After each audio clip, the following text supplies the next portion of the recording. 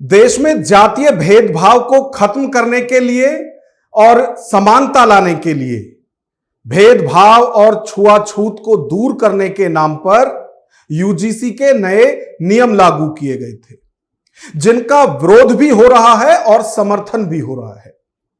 जो लोग विरोध कर रहे हैं वो ये दलील दे रहे हैं कि अब देश में ऐसा कुछ है ही नहीं, यानी कि देश में जातीय असमानता है ही नहीं और जो भेदभाव है वो बीते जमाने की बात है। वहीं वो लोग जो यूजीसी के नियम का समर्थन कर रहे हैं वो लगातार यही दलील दे रहे हैं कि वो कल भी शोषित थे और आज भी शोषित हैं, भविष्य में शोषित ना हो, भविष्य में उनका शोषण किसी तरह का ना हो जाति के नाम पर, इसके लिए यूजीसी बहुत जरूरी है। और जो लोग ये कहते हैं कि जातीय भेदभाव बीते जमाने की बात है, उनके लिए आज का यह विश्लेषण देखना बेहद जरूरी है, क्योंकि आज का विश्लेषण इसी मुद्दे पर है कि क्या देश में अभी भी जाति आधारित भेदभाव छुआछूत है? क्या आज भी शोषित वंचित वर्ग का शोषण पहले की तरह ही हो रहा है? तो इसके लिए ऐसे लोगों को आज का विश्लेषण देखना बेहद जरूरी है। नमस्कार, मैं हूं नगेंद्र भाटी। कोई कोई खा कोई कोई कोई कोई बजरंगी हमरा बापा आएगा आओ गाय हमर मां झूठ पड़ जाओ बजरंगी हमर बापा हां गाय हमर मां खा खा हां गिली सब। जो लोग यूजीसी की नई गाइडलाइंस का विरोध कर रहे हैं वो ये दलील दे रहे हैं कि देश में अब ऐसा कुछ नहीं होता, जातीय भेदभाव खत्म हो चुका है और जो असमानता की बात की जाती है, जो बराबरी का मुद्दा लगातार उठाया जा रहा है, वो आपसी भाईचारे को कमजोर करने वाला है।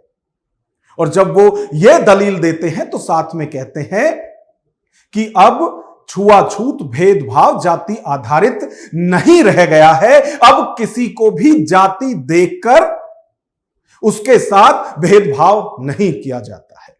तो जो लोग लगातार ये दलील दे रहे हैं उनके लिए ये अलीगढ़ में जो अभी हाल ही में घटना हुई है उसको देखना और समझना बहुत जरूरी है, क्योंकि इस तरह का शोषण सिर्फ उच्च शिक्षण संस्थानों में नहीं होता जहां यूजीसी के नए नियम बने हैं, बल्कि ये जब हमारे छोटे छोटे नौनिहाल स्कूलों में जाते हैं वहीं से शुरू हो जाता है।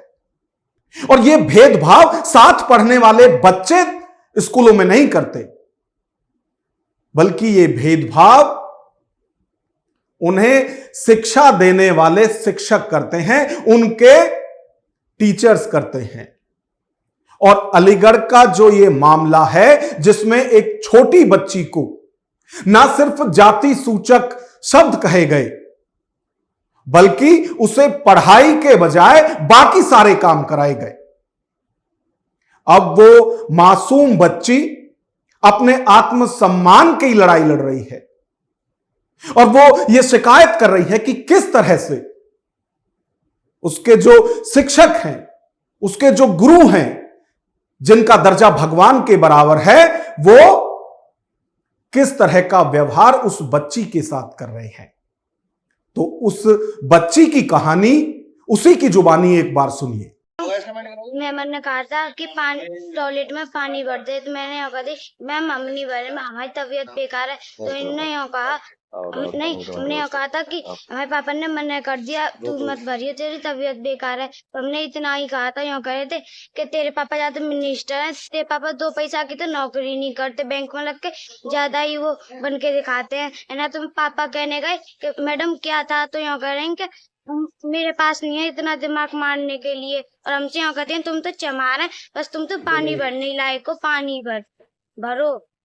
और कुर्सी साफ करवाती हैं और बच्चों पे उंगली चलवाती हैं पैरों की। तो जो लोग इन दिनों हर जगह आपको दिखाई दे जाएंगे जो ये कह रहे हैं कि कहीं भी किसी भी तरह का भेदभाव जाति आधारित देश में नहीं होता है और बच्चों का भविष्य खराब करने के लिए यूजीसी के ये नए नियम आए हैं, जो स्वर्ण समाज के लोग हैं, जो स्वर्ण समाज के बच्चे हैं, उन पर झूठे मुकदमे दर्ज कराए जाएंगे और उनका भविष्य खत्म करने के लिए साजिशन यूजीसी की नई गाइडलाइंस लाई गई हैं।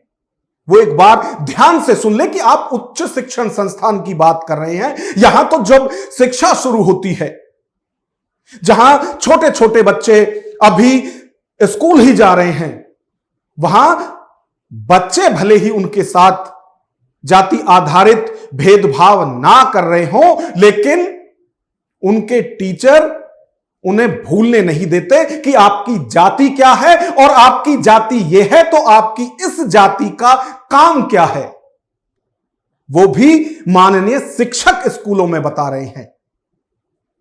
तो अब तक यह लड़ाई सिर्फ उच्च शिक्षण संस्थानों में थी, बल्कि अब तो यह भी मांग उठने लगी है कि यह शुरू से ही होनी चाहिए। जब हमारे बच्चे प्राइमरी स्कूल में जाएं, तो वहां के लिए भी नियम बनने चाहिए, क्योंकि उस वक्त जो उनके सहपाठी हैं, वो शायद इन सब जातियों के पचड़ों को नहीं जानते हैं, लेकिन जो वहां टीचर्स हैं, जो वहां दूसरा स्टाफ है, वो अक्सर इस तरह का भेदभाव करता है, जैसा कि अलीगढ़ की बच्ची अपना दुख व्यक्त कर रही है। और जब इस तरह के मामले लगातार सामने आ रहे हैं, तो यह तो एक छोटी बच्ची है स्कूल की। जो लोग ये कहते हैं कि अब ऐसा कुछ नहीं होता, उनके लिए एक और उदाहरण है। मध्य प्रदेश के मुख्यमंत्री मोहन यादव को उनकी जाति के आधार पर कहा गया कि जाकर आप भैंस चराइए, और ये सब वही लोग कह रहे थे जो यूजीसी के नियमों का विरोध कर रहे हैं और बार बार कहते हैं ऐसा कुछ नहीं होता। प्रधानमंत्री को पहले ही जाति सूचक बातें कह कहकर एक ब्रिगेड अलग से ही घेर रही है सोशल मीडिया पर, और फिर वो कह रहे हैं कि नहीं, जाति भेदभाव देश के अंदर नहीं है। यानी आप मुख्यमंत्री हो, भले ही प्रधानमंत्री हो, लेकिन इस ब्रिगेड के निशाने पर आप हमेशा रहेंगे। और जब मध्य प्रदेश के मुख्यमंत्री को जाति आधारित टिप्पणी की गई, तो उसी पर भीम आर्मी के नेता हैं दामोदर यादव, वो भी ये कह रहे हैं कि चाहे मोहन यादव का मामला हो या फिर जातियों के आधार पर काम बांटने वाली जो ये बातें की जाती हैं, अगर जाति के आधार पर काम दिए जाएंगे, काम करवाए जाएंगे, तो फिर साफ तौर से भीम आर्मी नेता दामोदर यादव कह रहे हैं कि ब्राह्मणों को भी अपने मूल काम पर लौटना होगा, और उनका वो काम था भिक्षावृत्ति। तो यदि वो अपने मूल काम पर लौटने को तैयार हैं, तो बाकी जातियां भी इसके लिए उनसे पहले तैयार हैं। क्या कह रहे हैं दामोदर यादव, वो भी आप सुनिए। पहले कहते थे सनातनी है मोहन यादव, और आज जाके क्या कह रहे हैं, मोहन यादव जाओ जाके अपनी भैंस चराओ। मोहन यादव भैंस चराए ना चराए, चलो मैं कह रहा हूं दामोदर यादव, हम तैयार हैं भैंस चराने को, हम चरा लेंगे। तेली तैयार है, तेल निकालने को निकाल लेगा। गुर्जर तैयार है, किरार तैयार है, खेती कर लेगा, बकर हाँक लेगा। पाल बघेल तैयार है, छिया बुकैया चरा लेगा। कुशवा तैयार है, अपनी सब्जी उगा लेगा। लेकिन बताओ 2% मनुवादियों, तुम हमारे घर भीख मांग के खाते थे, क्या तुम भीख मांगने के लिए तैयार हो? अगर तुम भीख मांगने के लिए तैयार हो, तुम अपने मूल काम पे लौटाओ, नहीं तो फिर जाटव जूता बनाना भी जानता है, पहनना भी जानता है, और जूता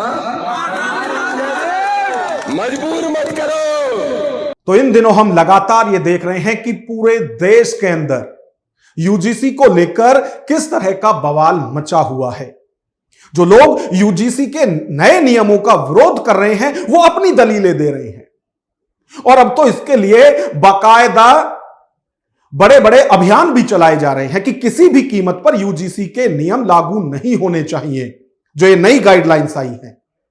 इसके लिए अभी चाहे सवर्ण सेना की बात करें या फिर पूरे सवर्ण समाज के एकजुट होने की बात भी की जा रही है कि 8 मार्च को दिल्ली के रामलीला मैदान में इसके लिए एक महारैली भी बुलाई गई है कि यूजीसी के नए नियम लागू नहीं होने चाहिए।